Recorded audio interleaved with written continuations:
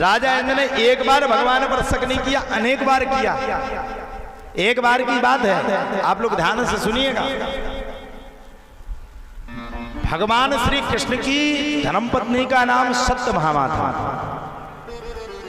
सत्यभामा को किसी ने बताया कि पारिजात के वृक्ष के नीचे अगर पूजा की जाए तो परिवार की सुख समृद्धि एवं पति की समृद्धि बढ़ती है।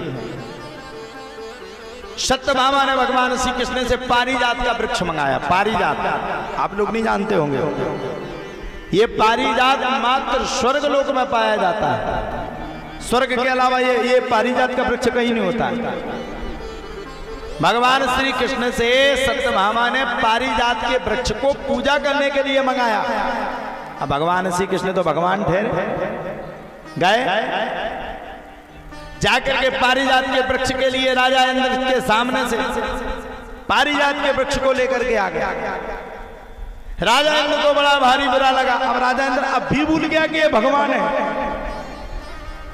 राजा इंद्र ने भगवान को युद्ध के लिए ललकार मारा। अब भगवान तो भगवान है, भगवान के सामने कोई क्या टिकेगा।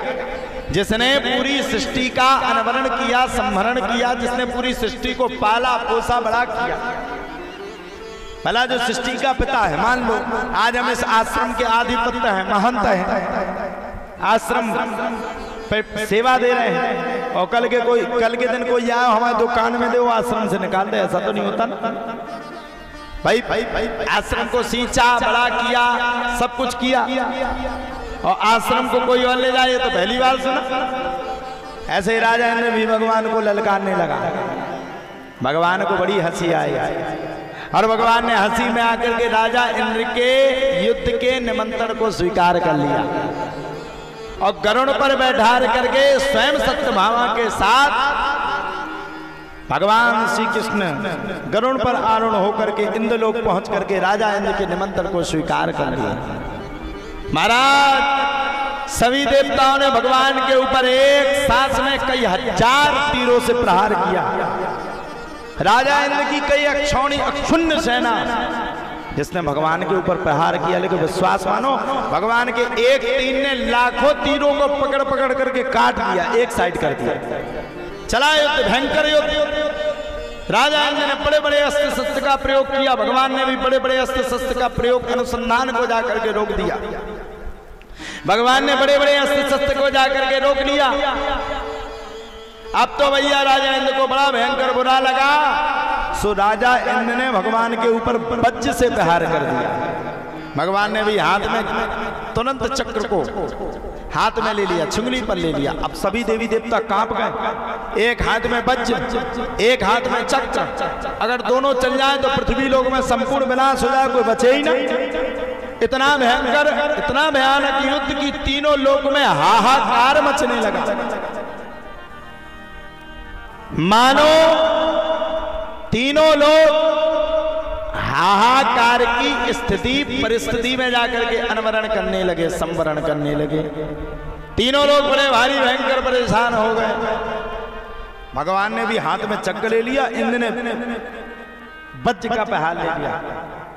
अब भगवान जानते हैं कि अगर सामने मैंने चक्र का प्रहार किया या सामने से मैंने चक्र को चलाया तो तीनों लोग जल करके भस्म हो जाएंगे। राजा इंद्र ने अपने वज्र का प्रहार किया, भगवान ने वज्र को पकड़ करके हाथ में ले लिया।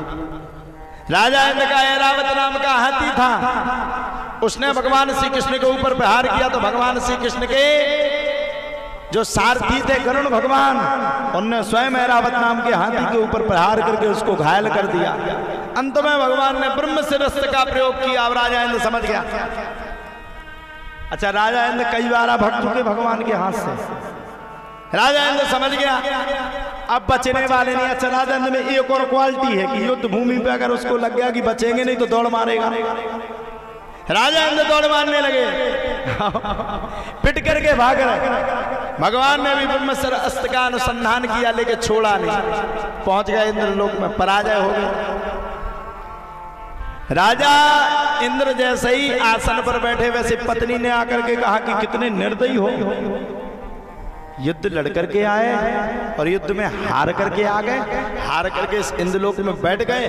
पारिजात नाम का वृक्ष भी तुम्हारे हाथ से चला गया, तुम पे युद्ध नहीं बनता है, बैठ जाओ यहीं पर, तुम्हारे बस की ये युद्ध नहीं है, तुम ये युद्ध लड़ नहीं सकते हो, तुम्हारे बस की युद्ध करना नहीं है, तुम बिल्कुल शांत रहो, अब की बार का युद्ध करने के लिए मैं स्वयं जाऊंगी।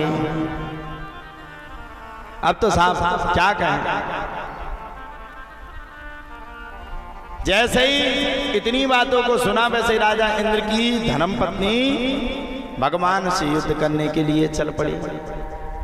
भगवान की धर्म पत्नी सत्यभामा भी बैठी थी। सत्यभामा ने भगवान से कहा, आप चिंता मत करिए, मैं आपके साथ हूं। और सत्यभामा ने क्या किया, सत्यभामा ने राजा इंद्र की पत्नी से युद्ध करने के लिए तैयार है। सत्यभामा स्वयं लक्ष्मी है। अब देवताओं के गुरु बृहस्पति ने देखा कि ये इंद्र की पत्नी तो पागल है गई, सत्यभामा से जाकर के लड़ने के लिए तैयार हो गई। इंद्र की पत्नी को देख करके तुरंत देवताओं के गुरु बृहस्पति जी ने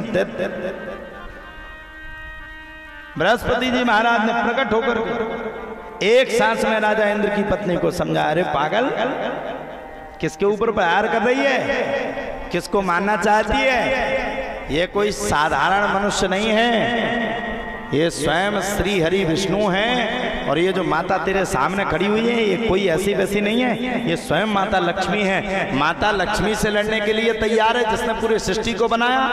मन्ना है क्या तुझे, लौट जा अपने नगर की ओर। तब जाकर के इंद्र की पत्नी और इंद्र का स्वयं आंखें जो चकाचौंध में डूबी हुई थी वो खुल करके दोनों पति पत्नी भगवान के सामने आ गए, और सामने आकर के हाथ जोड़ करके भगवान को नतमस्तक करने लगे।